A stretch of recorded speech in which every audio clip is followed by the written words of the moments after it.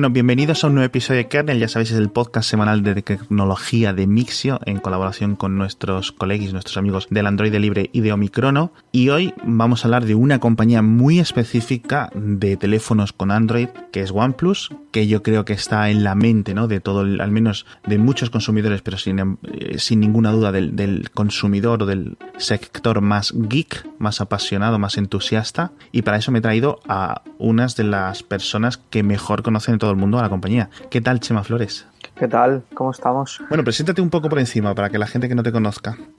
Pues nada, soy Chema Flores, redactor de tecnología en eleconomista.es y me podéis encontrar en redes sociales como Chema Málaga. Muy bien. A mí, OnePlus, te lo digo ya para empezar, a mí es una compañía que no sé si puedo ser objetivo, lo voy a intentar porque es una compañía que me gusta mucho cómo funciona, me gustan mucho sus dispositivos, es lo que uso en el día a día, ¿no? Y creo que en tu caso también es el similar, ¿no? A mí me pasa un poco eso, que es cierto que es una compañía con muchas luces, aunque también con algunas sombras, Eso es. hablaremos un poco más adelante, pero sí que es cierto que he irrumpido en el mercado, es bastante joven para ser la compañía de la magnitud, al menos que aspira a ser. Y sí que es cierto que últimamente se caracteriza por hacer las cosas bien, que en el sector de los smartphones se agradece. De pensar las cosas dos veces y que el desarrollo tiene un porqué detrás. Eso es. Y hablamos de compañía, o sea, pero realmente OnePlus es una cosa que la prensa lo puede saber, sobre todo gente que escriba y que conozca la compañía más a fondo como tú, pero yo creo que muchos, digamos, en la parte del consumidor no conocen un poco el origen de OnePlus. ¿De dónde viene esta empresa? Pues ahí tenemos que tirar un poco para atrás y sacar de detrás de la cortina ese gigante electrónico, ¿no?, que es BBK Electronics, y sacar a relucir otras marcas como son Oppo y Vivo. Y claro, al final OnePlus está justo debajo, en lo que sería un organigrama, justo debajo de Oppo. No podemos hablar que sea una división, pero nunca hay que olvidar que al final todo ese know-how que parece que OnePlus ha adquirido de la nada, en realidad el pozo real Eso es. lo tiene ahí. Eso es. Yo siempre, cuando por ejemplo, en las reseñas y cosas así, menciono OnePlus como una subsidiaria. Sí, creo que esa es la mejor definición. No sé exactamente hasta qué punto es efectivamente subsidiaria o cuelga de, o qué parte cuelga de cuál, pero creo que sí, que lo mejor sería referirnos a ella casi eso, como una subsidiaria. Hasta donde yo entiendo, tenemos BBK, que es la matriz de todo, que hace electrónica de consumo muy centrada en el campo audiovisual, como puede ser siguen haciéndolo, ¿no? Reproductores DVD, etcétera. No sé si se han metido también en reproductores Blu-ray, televisiones, etcétera. Y desde hace un tiempo, vamos a decir 6, 7 años, dijeron, oye, está todo el mundo vendiendo smartphones, ¿por qué nosotros no? Y empezaron muy básicos, tío. O sea, empezaron básicamente tirando de componentes que encuentras, ¿no?, por ahí, de ODMs, ¿no? Sí, de hecho, el cofundador de OnePlus, Carl Pei, viene directamente de la división de DVDs de BBK. Entonces, dentro de BBK están Oppo y están Vivo, que en Europa o en España o fuera de China realmente no tienen gran presencia, fuera de China, sureste asiático, pero que luego lo comentaremos, lo quiero dejar para luego, parece que van a empezar a llegar. Tenemos Oppo y Vivo, ya digo, como dos de las grandes patas de BBK, y debajo de Oppo tendríamos esta subdivisión, esta subsidiaria, como lo queréis decir, que es OnePlus. Entonces, esta compañía cuando realmente impactó en el mercado fue con el primer modelo, que era el OnePlus One, y yo creo que aún quedan el sello de este teléfono, que muchos lo compraban como, bueno, nos desaparecen los Nexus y nos aparece esto de repente, como que llenaba un hueco, ¿no? Sí, yo creo que OnePlus tuvo la fortuna, o lo pensaron así de bien quien lo pensara detrás la marca, pero sí que llegó en el timing perfecto, porque fue el OnePlus One llegó, si no recuerdo mal, en el año en el que llegó el Nexus 5, aquel icónico Nexus 5 de LG, que combinaba precio y características frente al Galaxy S4 y el iPhone, y era como la alternativa, y de repente llegó OnePlus ofreciendo por 50 euros menos más características de las que traía el Nexus de Google. Y llegó en un momento en el que la marca Nexus y el desarrollo de los Nexus por parte de Google empezó a caer, porque el gran atractivo del Nexus era características a bajo precio, y a partir de entonces el Nexus comenzó a subir de precio. Google como que tiró la toalla en ese aspecto. Uh-huh.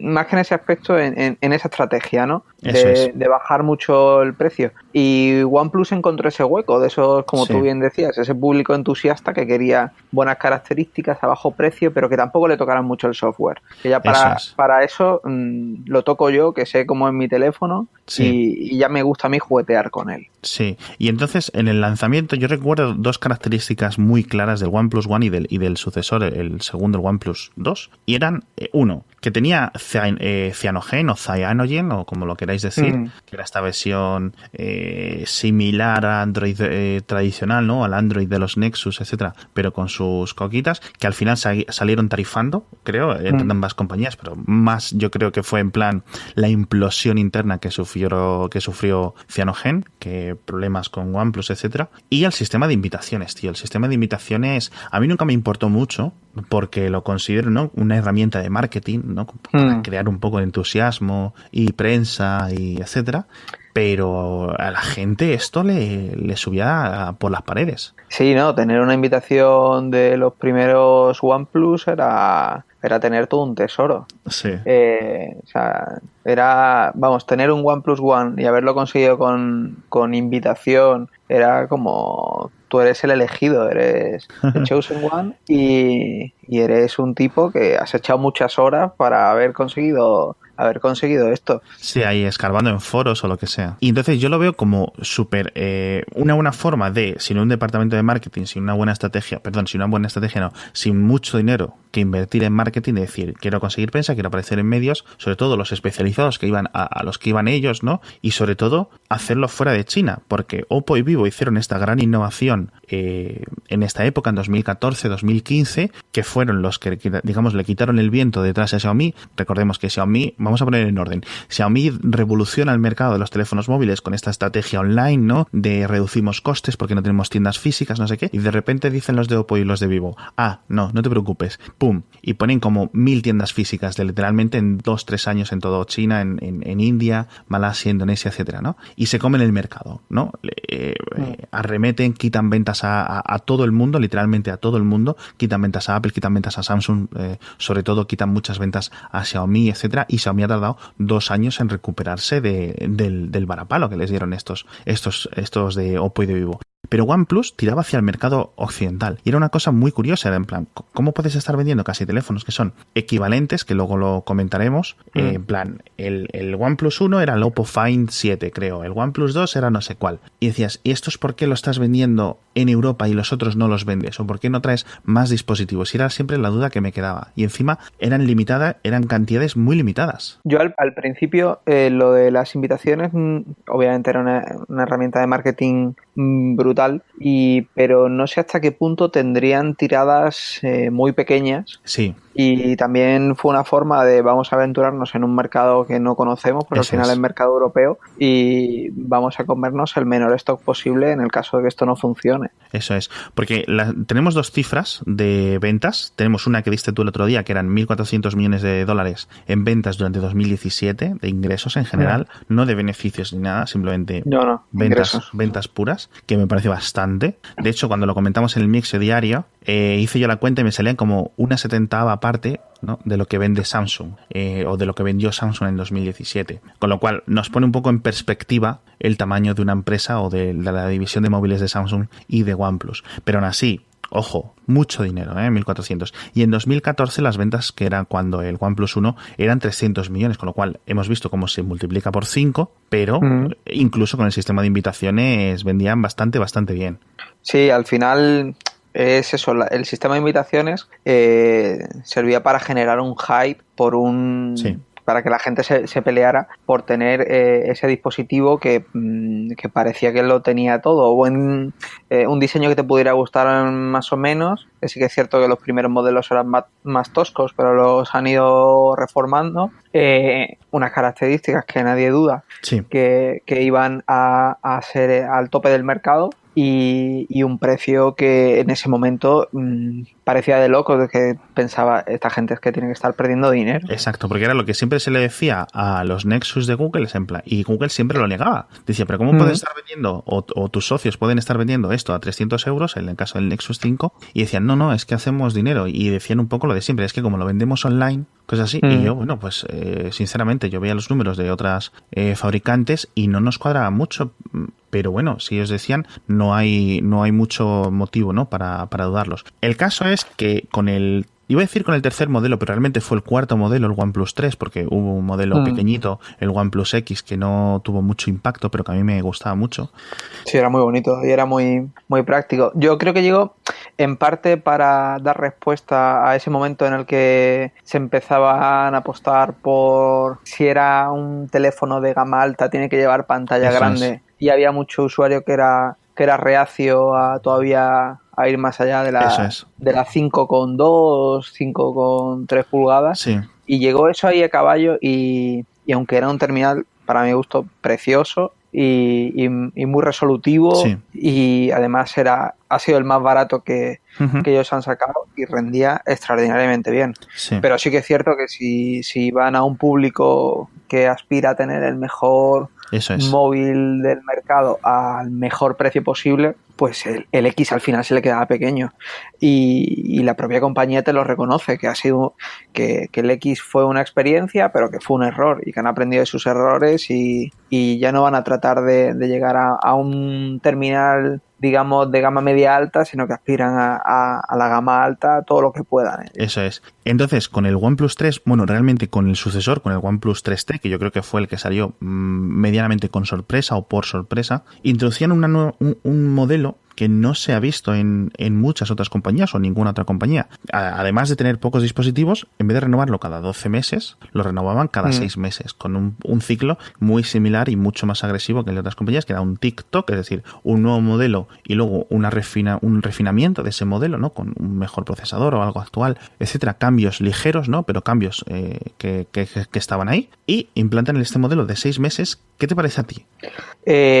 A mí personalmente me gusta porque el nuevo modelo te mantiene el precio, pero sí que entiendo que es una estrategia arriesgada, sobre todo porque puede generar frustración a tu cliente más fiel. Sí. Al final el señor que se compra un OnePlus 3, sí, el día que sale o la semana que sale, si igual le hubieran avisado que a los 6 meses sale una versión con más memoria RAM, más batería, pues igual se lo piensa 2 veces antes de comprarlo, porque al final te generan una frustración. Sí. Es como cuando te compras un coche y de repente te cambian al año, te cambian el diseño. Pero eso, pues, en cierto sentido, siempre lo puedes saber. Con el 3T no, porque ese fue un poco... No, por eso me refiero. Claro. Digo, del 3 al 3T. Eso es. Y hombre, ya cuando han sacado el 3T y sale el 5, pues dices, pues mira, voy a esperar y ya vas viendo. Eso pero el cliente que se compró el OnePlus 3 y de repente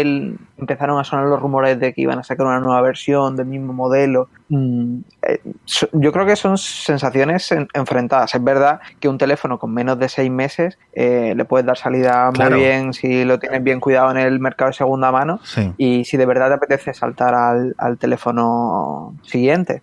Pero claro, es una estrategia arriesgada cuando estamos viendo además ciclos de renovaciones de 1 año. Yo creo que solo tenemos algo así, y no es ni mucho menos similar, pero que se puede encontrar un paralelismo, pues que te compres el Galaxy S8 Plus y quieras el Note cuando salga. Entonces es algo así, pero al final es otro teléfono. No, es otro teléfono, es otra gama. Yo creo que, aunque compartan un poco compradores, no es eso. Yo lo que creo es que sí genera un poco de indecisión. Es decir, si sabes que cada 6 meses, ahora sabemos, y vamos a hablar, ya digo, luego del OnePlus 6, o como se vaya a llamar, ¿no?, el próximo modelo, crea un poco de indecisión en el mercado. Es decir, tú, por ejemplo, el OnePlus 5T lleva en el mercado, creo que voy a decir 2 meses o para 3 meses. En otros 3 meses va a salir el nuevo modelo. Vamos a asumir que sale en mayo, junio, no como un reloj, como ha salido en las otras versiones. ¿Qué haces tú como consumidor? Porque si sabes que quedan 9 meses para el nuevo iPhone, por ejemplo, pues dices, me compro el actual, no tengo ningún problema y aguanto, ¿no? No es como si no tuvieras ningún teléfono. Es decir, tienes otro teléfono o puedes decir, bueno, pues me compro uno más barato mientras espero. Y yo creo que ese tema de la indecisión de los 6 meses al reducir el tiempo, ¿no? El marco de tiempo, aumenta esta indecisión por parte de los clientes o futuros clientes. Sí, al final es una duda más al factor de compra. Sí. No me acuerdo quién era, no sé si era Bezos o uno de estos, que decía que lo más importante para el sistema de compra por internet era ser lo más inmediato posible, o sea, no pensar, ser lo más impulsivo y si tú estás con el, odio usar la palabra, pero con el hype subido y que te encanta el teléfono porque te encanta el diseño, te cuadra en precio, tiene unas características buenas, de repente cuando vas a comprar piensas, joder, pero es que en 6 meses me van a sacar una versión nueva que pues igual me mejoran la cámara, pasa lo que sea y dices tú, es que entonces ya metes ese factor de duda que no sé hasta qué punto es bueno para la empresa, pero bueno, si ellos consideran que lo mejor es tener esta tasa de renovación, tampoco sé cómo será su proceso de fabricación, pues siempre ellos tiran en producciones muy pequeñas, por eso hacen las ediciones especiales, estas que hacen. Entonces ya no sé si también responde un poco a posibilidades de fabricación. No, y que desaparece. Es decir, cuando sale un nuevo modelo, literalmente eliminan todo rastro del anterior. No lo puedes comprar ni más barato ni nada. Puedes irte a distribuidores minoristas, ¿no? Puedes irte a AliExpress, sí, a quien lo tenga en etcétera. stock todavía. Y eso yo creo que... Pero sí que es cierto que ellos hacen tiradas muy pequeñas y si te fijas, la estrategia de sacarlo a los 6 meses, tanto el 3T como el 5T, yo creo que responde a tiradas de producción porque si te fijas, el modelo X también salió a los 6 meses del OnePlus 2. Con lo cual, esa escala de vamos a sacar un modelo nuevo cada 6 meses, en realidad no la llevan replicando desde el OnePlus 3, sino que es anterior. Ya. Lo que sí ha habido, y es algo innegable, es un aumento constante del precio. Bueno, ahora con el 5T y el 5 han mantenido el precio, pero sí es algo que aumentó del 3 al 3T, aumentó el precio, del 3T al 5 también aumentó el precio, y ya estamos en los 500 euros de salida, ¿no? Cuando empezó el primer modelo en los 250, si no recuerdo, 280. ¿Cuánto era?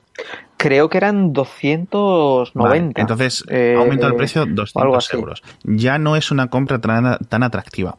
¿Cuál es la ventaja o por lo que yo creo uno de los motivos que han ido ellos subiendo el precio? Es que si realmente quieres un teléfono similar ahora o ligeramente mejor, te tienes que ir al Pixel y el Pixel son 900 euros. Sí. Entonces... Sí, te tienes que ir al Pixel o te tienes que ir al Galaxy. Claro, pero para la gente que quiera Android puro, etcétera, que diga, no, es que de Samsung, etcétera. Y yo considero, siempre tengo esta diatriba que decidí si coger un OnePlus que tiene sus defectos y sus virtudes, como es el software que me encanta, etcétera, o decir, me compro el último Galaxy que ha salido, la versión normal, sin Plus ni nada, que encima Samsung es muy agresiva rebajándolo y tengo el extra de él, la resistencia al agua, una cámara mucho mejor, etcétera, etcétera, etcétera. Y yo creo que ese es una prueba que muchos geeks no tienen por la que sufren. Sí, tienen que hacer. Eso es. Lo que sí yo creo de todas formas esto es que ha hecho daño en general a otros vendedores de Android, a lo mejor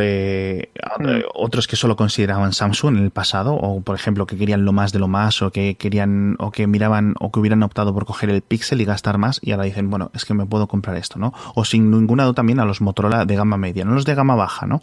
Pero lo que es el Moto Z, que también es un terminal excelente, yo creo que muchos optan por los OnePlus.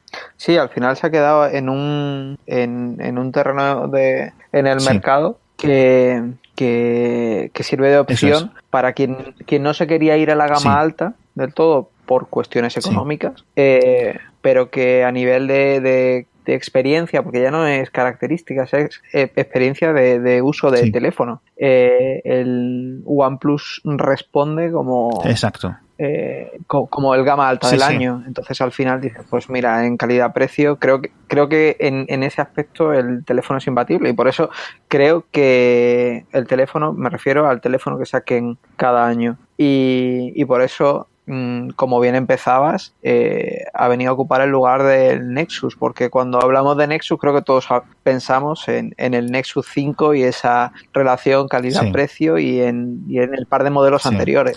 No... Justo, y además cuando tú miras las estadísticas de ventas de smartphones, ves que ha ocurrido una cosa durante los 2 últimos años. Han nacido estas gamas súper alta, que vende mucho, ¿no? Los Pixel, los Note 8, los iPhone, los iPhone X, etcétera, y ves cómo está aumentando, obviamente, de forma descomunal las ventas entre los 200, 300 euros, pero que ha quedado una zona vacía en los 400, 500, es decir, no quiero un teléfono de 300 euros, tampoco quiero un móvil de 1000, ¿qué es lo que hago? Y yo creo que OnePlus atiende un poco sobre todo a este mercado, que no está creciendo mucho, que está no estancado, es cierto que cada vez se vende más casi de cualquier tipo de modelo, ¿no? Pero sí es cierto que soluciona esta papeleta para muchas personas que ya digo, es que no, se sufre mucho con un teléfono de 300 euros, sobre todo si eres muy especialito, ¿no? Con lo que tú quieras. A lo mejor alguien puede decir, bueno, pues saco 100 euros más de la hucha, del banco, etcétera, y dice, y me compro uno que sea un poquito mejor, o que tenga literalmente el procesador de la misma gama que un Samsung de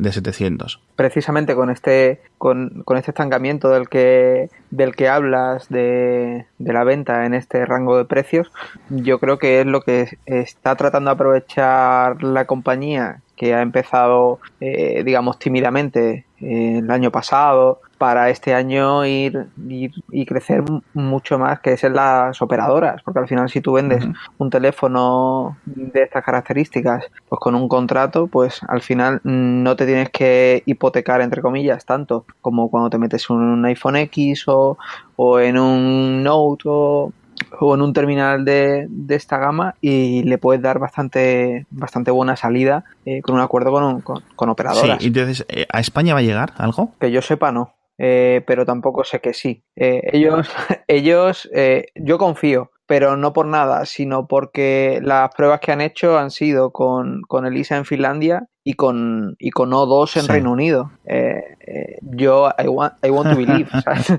que pueda llegar a España no sé, aunque sea con una prueba piloto. A mí en España le veo sentido, teniendo en cuenta el gran salto que ha pegado Xiaomi aquí en España con la apertura de las tiendas, llegando a minoristas. Sí, sin ninguna duda, España ahora mismo es mercado de susceptible de entrar OnePlus. Es cierto que cuando sacaron el OnePlus 3, yo pregunté por cuotas de ventas por países y tal, y España no estaba ni entre los 5 primeros de Europa. Entonces, no sé cómo habrá evolucionado el mercado en ese aspecto, porque España entonces no era ni mucho menos prioritario para OnePlus, pero sí que es cierto que en muy poco tiempo hemos visto cómo han entrado muchas marcas chinas a España, pues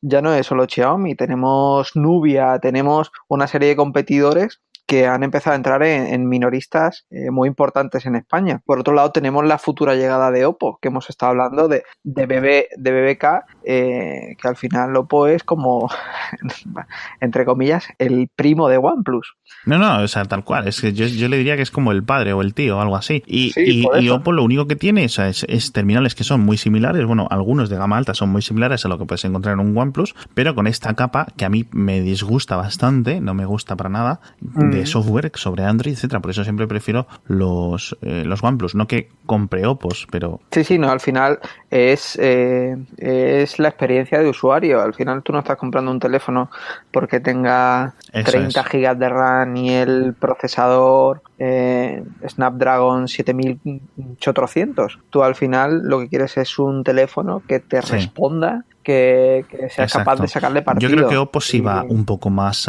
es decir, de la misma forma que Xiaomi se está comiendo el mercado desde abajo en España, es decir, está dominando huecos dominando lugares que antes estaban literalmente vendidos a Samsung y los Honor, etcétera. Ahora se lo está quedando un poco, en cierto sentido, Xiaomi, incluidos también BQs, etcétera.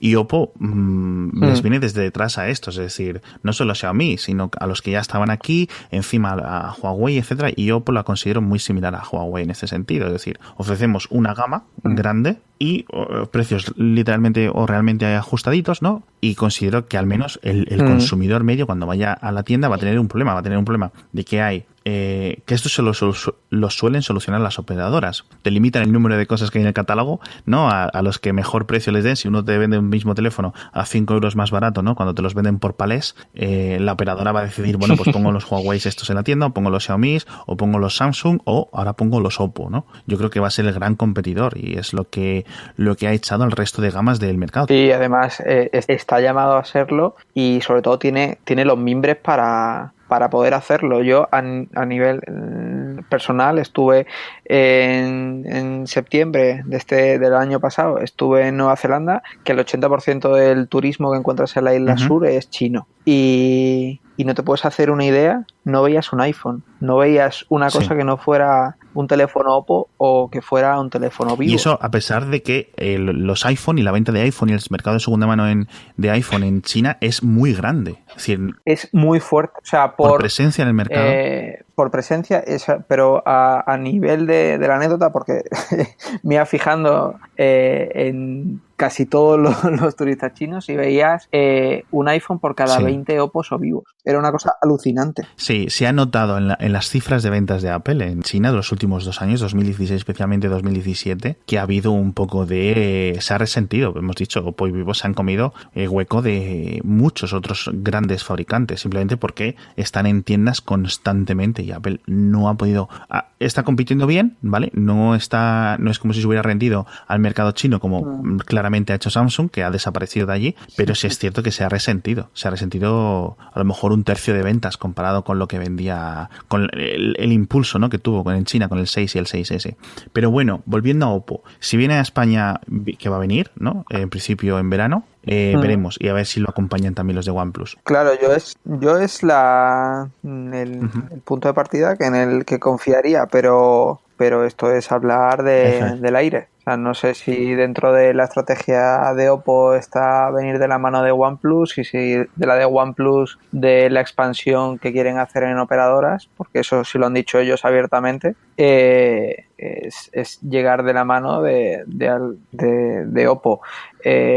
Yo ahí dudo un poco más y creo que en todo caso lo harán más, conociendo cómo trabaja la compañía, lo hará más como lo ha estado haciendo hasta ahora. Es decir, llega a un país que funciona bien, como es Reino Unido. Para OnePlus, Reino Unido es uno de los principales mercados en Europa y encuentra un socio estratégico como es O2 para tener presencia en tiendas físicas, que al final una de las cosas que adolece OnePlus es que o lo compras a través de una tienda online, pues tipo Gearbest y todas estas que no sabemos, o lo compras a través de su tienda y pues a nuestros padres, pues eso al final tiene un límite el demográfico al que puedes acceder a través de esos métodos, ¿no?, que es lo que le ha pasado a otras compañías. Y volviendo a hablar del software, empezaron estos con lo del Cyanogen, decíamos, pero luego fueron cambiando y cambiaron con el 3. Yo creo que fue la versión en la que decimos vamos a tener nuestra propia versión del sistema operativo. Tenemos realmente 2 subversiones, Oxygen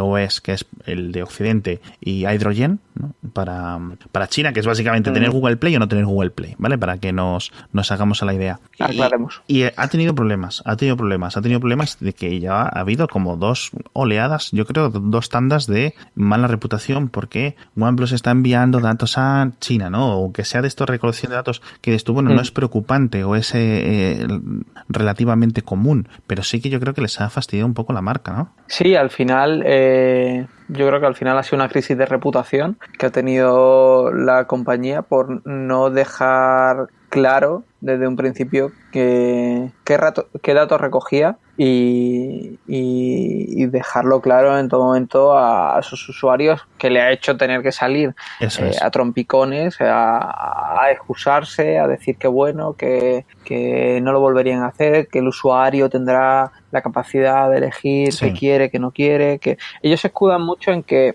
que mucho del conocimiento aprendido y de los errores subsanados durante todos estos años ha sido gracias a la comunidad que tienen de fans en todo el mundo entregados con desarrolladores y la actividad que tienen en sus foros, que sí que es cierto que sirve para pulir muchos fallos puntuales con conexiones wifi, con tal, hacen muchos sondeos a través de eso, pero creo que esa justificación ha estado fuera de lugar. Una cosa es que tú preguntes a tus usuarios o que puedas adquirir una serie de conocimientos a través de lo que se pueda decir en los foros abiertos que tú tienes en tu página web y que incentivas y que metes una aplicación con tus foros en tus terminales y tal. Y otra cosa es que no avises de los datos que estás recopilando de tus usuarios y la excusa sea que no, es que esto me va a servir para aprender. Me ha recordado, entonces, ¿sabes a qué? Creo que ahí sí que han patinado. Sigue.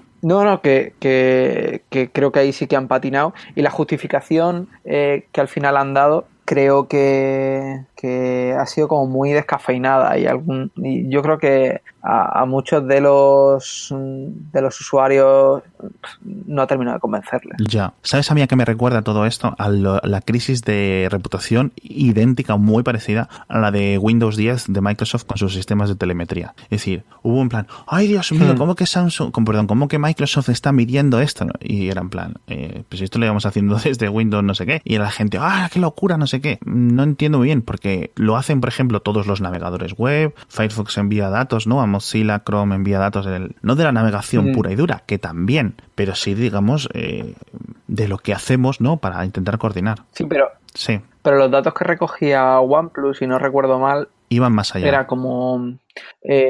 claro, no recuerdo exactamente, había 2 o 3 seguimientos de usuario que ya era el que abría un poco el debate de hasta qué punto me estás socavando la intimidad para mejorar. Entonces, pues obviamente tú sabes que en el momento que te compras y usas un terminal o usas un navegador, una aplicación, pues obviamente sabes que claro, eres carne de datos. Exactamente lo mismo le pasó a Microsoft, y lo que cambió Microsoft con Windows 10 fue eso, en plan, vale, ok, vamos a seguir midiendo los datos, te vamos a dar unas opciones para restringir algunos datos que puedes enviarnos, y realmente lo que corrigieron era en plan, vale, estos datos son como muy personales y realmente no los necesitamos. Y yo creo que OnePlus lo que va a hacer es esto.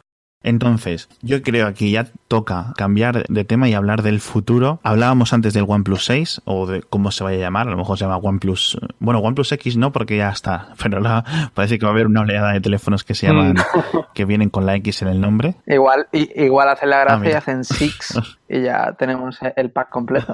Entonces, OnePlus 6, ¿qué le pides? Pues le pedimos, yo creo, que la resistencia al agua, que es casi inconcebible que un teléfono que se supone que es gama alta todavía no tenga esa resistencia al agua que muchos echamos de menos. Y viendo modelos que han hecho tanto Oppo como Vivo, hay que tener presente que el 5T es el Oppo R11S, sí. O sea, es clavado. Lo único que a nivel de hardware, pues sí que le meten ahí un potencial con lo primero que haya en el mercado.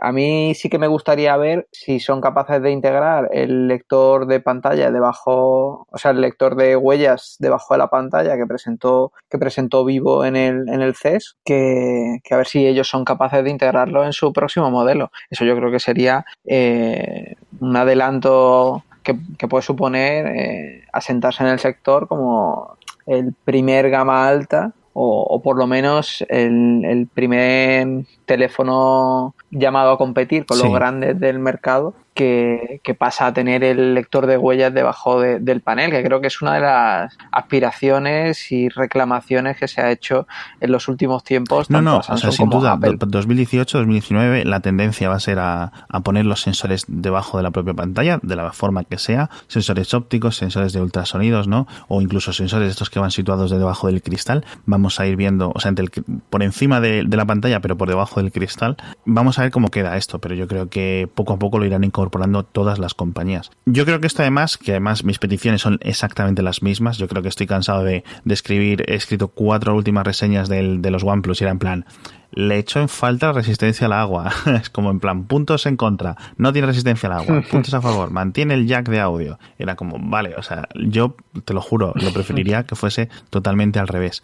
Y yo creo que esto le serviría de excusa para subir el precio 50 euros más, ¿no? Un poco en plan, bueno, es que ahora te damos esto. Yo donde creo que no me comprometería, o sea, donde no creo que quitaría ni que retorcería es en la RAM. Porque la gente dice, pero ¿para qué quieres 8 gigas de RAM? Y yo, no es que lo quiera, pero una vez que tienes más RAM de la que puedes gastar, es difícil. Es que las aplicaciones no es que vayan con más alegría, claro, pero sí que te permite recuperarlas con una tranquilidad y una celeridad que no la encuentras en otro teléfono del mercado. Entonces, pues, que apostarán pues por el Snapdragon más avanzado, es el 845, el mismo que montará tal. Meterán toda la RAM que puedan. Yo soy más escéptico a nivel de retirar el jack de audio, porque se pusieron muy pesados con el 5 y el 5T. También lo hizo Google con el Pixel. Y al final lo quitó. Pero yo ahí sí soy un poco más escéptico. Y si lo quitan, no descartaría que sacaran unos auriculares propios, porque ellos se pusieron en su día con los AirBuds, hicieron bastante desarrollo en ese aspecto. Quizá la sorpresa viene por ese lado. Soy más escéptico, por ejemplo, en que haya una mejora de cámara, más allá del software. Yo eso es justo... Es lo que estaba esperando yo para decirte, porque sí es cierto que el 5T tiene mejor cámara que el 5, que el software, etcétera, que va a la cámara mucho más rápida que en otros terminales. Es decir, hay otros terminales que ya no sacan que el HDR, que el HDR Plus, etcétera, no va con la misma velocidad, la misma fluidez que en un OnePlus, pero sí es cierto que hay un salto, sigue siendo uno de los grandes saltos de calidad y de lo que sigue llevando mucha gente al Pixel, al iPhone, a los a los Galaxy, ¿no? Yo creo que es la cámara del OnePlus, porque por el resto, incluso la resistencia al agua, si no eres un desastre, ¿vale? No debería pasar mucho, pero la cámara, yo creo que al final con el paso de los años sí la vas echando en falta. Nadie pide a lo mejor algo tan espectacular como la del Google Pixel, ¿no? Pero bueno, yo creo que ahí también sabes de quién está en manos de Google, porque mucho del proceso, mucho de la cámara a nivel sensor del Pixel 2 no es nada del otro mundo. Es todo el proceso que hace Google, ¿no? Y eso yo creo que sería fantástico, sería uno de los grandes avances de Android, que a ver si con Android P llegase, incorporar esa cámara, incorporar ese software en Android, más allá de la versión del Pixel, que bajase a Android. Y yo creo que eso sería, una pasada y algo que todos agradeceríamos. Es decir, tener un teléfono de 500 euros con una cámara relativamente similar al Pixel 2, sería un gran movimiento.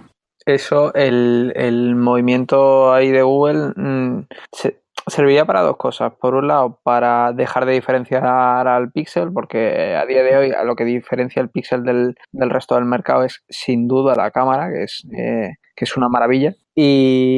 Pero claro, al hacer eso que propones, consigue que el Pixel no se diferencie en exceso de otro Android del mercado, pero sí que merma bastante la diferencia entre Android y iPhone a nivel fotográfico, con lo cual es una espada de doble filo que habría que ver cómo se llega a decidir llegado el caso. Yo ya te digo, a nivel de fotografía soy un poco más escéptico porque el salto es evidente entre OnePlus y otros dispositivos de pues tipo Samsung o el Pixel que mencionábamos, y ahora con el S9 que llega en el mobile, que parece que lo va a fiar toda la cámara tras lo que ha llegado del Pixel, y eso habrá que ver qué diferencias nos encontramos con OnePlus nuevo y lo que pueda presentar Samsung en unos días. Eso es. Bueno, Chema, muchas gracias por venirte al kernel. A ver si cuando salga OnePlus 6 lo podemos analizar, lo podemos tocar y vemos cuáles de nuestros pronósticos y de nuestra lista de deseos se ha cumplido. Seguro que hemos fallado todos. Sí. Pero bueno, yo creo que apoyo totalmente y me ha parecido muy, muy curioso el tema de unos posibles auriculares inalámbricos. Ojalá, vamos, esto es totalmente tirada a la piscina, pero sí que es cierto que al final en Android echamos de menos tener unos AirPods y bueno, quizá esta gente, si retira el jack, pueda salir por ahí. Sacó en su día unos AirBuds que se llamaban, que funcionaban bastante bien y quién sabe, igual sorprenden. Es completamente tirar a la piscina y luego nos lo dirán en los comentarios que si somos no sé qué. Pero ojalá, ¿no? ¿Quién Eso sabe? es. Bueno, pues como decía, muchas gracias y a todos vosotros, pues ya sabéis, nos vemos la semana que viene con otro episodio de Kernel. Muchas gracias de nuevo por estar con nosotros A ti por invitarme. y hasta la semana que viene. Venga, nos vemos.